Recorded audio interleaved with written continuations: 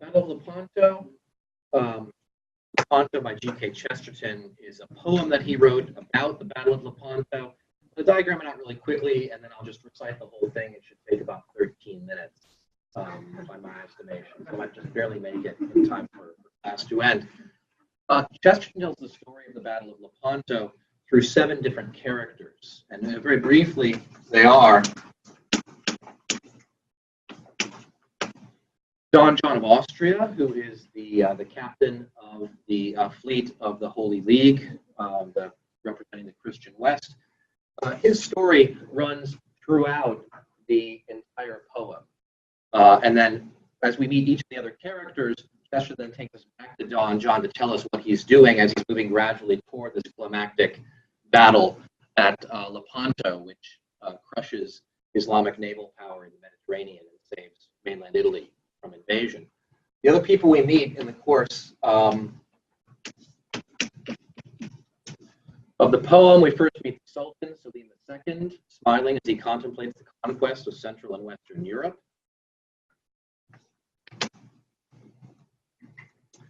We learn through this passage also that the leaders of the Western kingdoms are divided and squabbling among themselves over their petty concerns.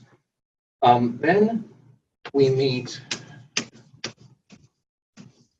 Mahound, a poetic name for Muhammad, the spiritual captain of the Islamic side. Then St. Michael,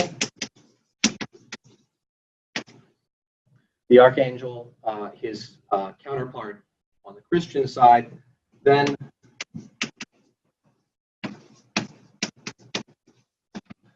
we meet briefly King Philip of Spain, Don John's half-brother, who is plotting against him back at home.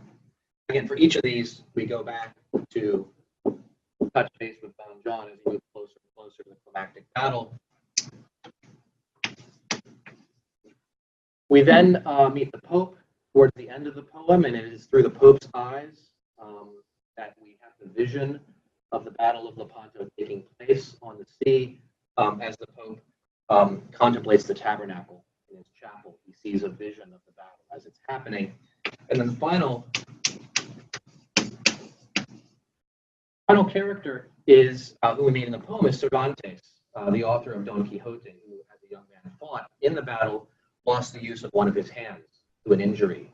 Cervantes, of course, will go on to write Don Quixote, one of the great imaginative epics of the West.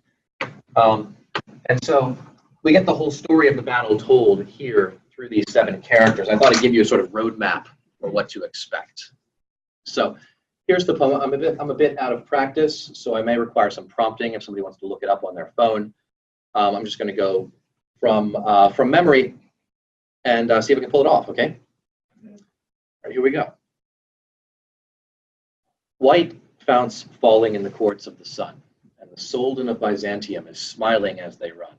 There is laughter like the fountains in that face of all men feared.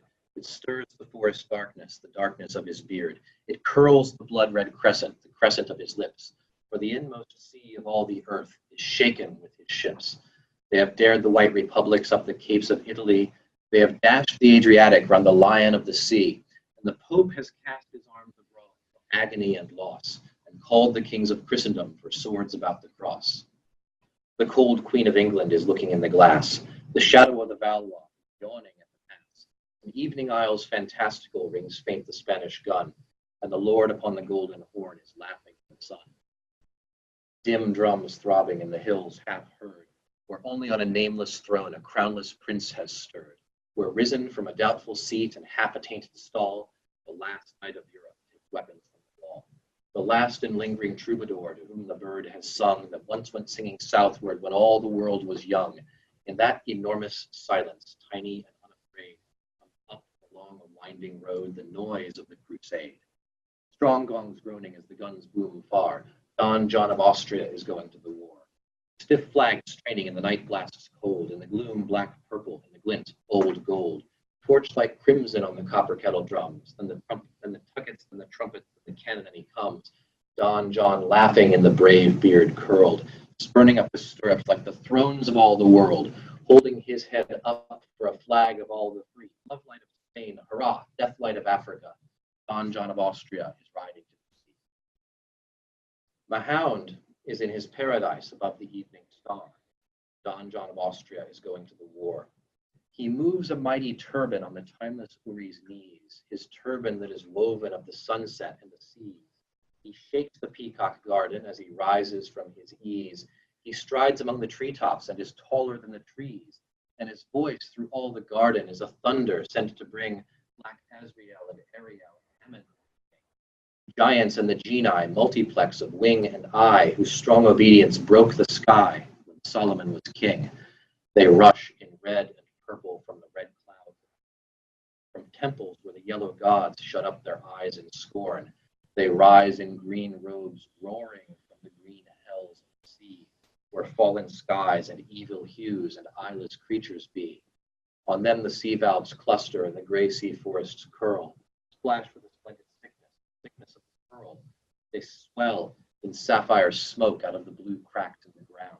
They gather, they wonder, and give worship to Mahound. And he saith, break up the mountains where the hermit folk may hide, and sift the red and silver sands like the bone of sanctify, and chase the jowers flying night and day, not giving rest, for that which was our trouble again out of the west. We have set the seal of Solomon on all things under sun, of knowledge and of sorrow and endurance of things done. But a noise is in the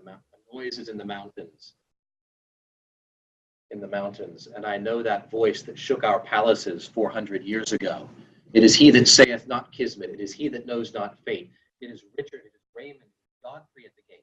It is he whose loss is laughter when he counts the wager worth.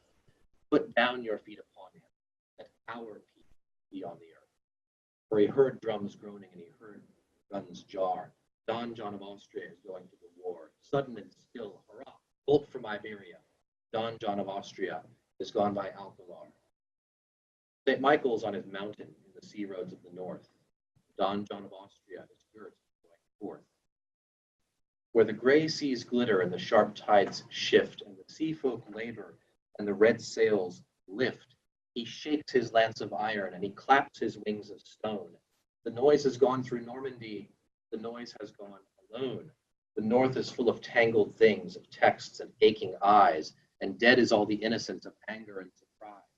And Christian killeth Christian in a narrow, dusty room, and Christian dreadeth Christ that hath a newer face of doom, and Christian hateth Mary that God kissed in Galilee.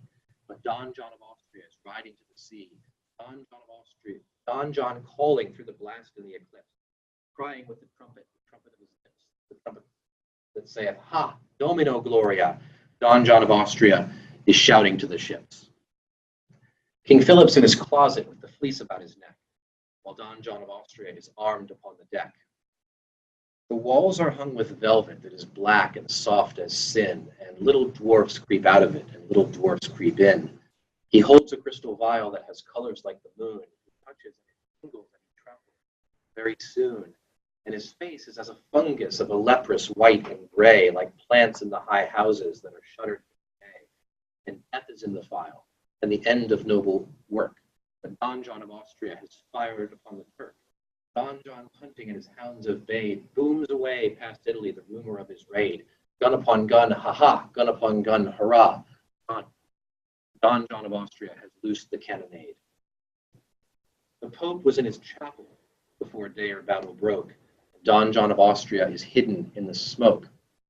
That secret room in man's house where God sits all that hidden room in man's house where God sits all the year, that secret window whence the world looks small and very dear, he sees as in a mirror on the monstrous twilight sea the crescent of his cruel ships.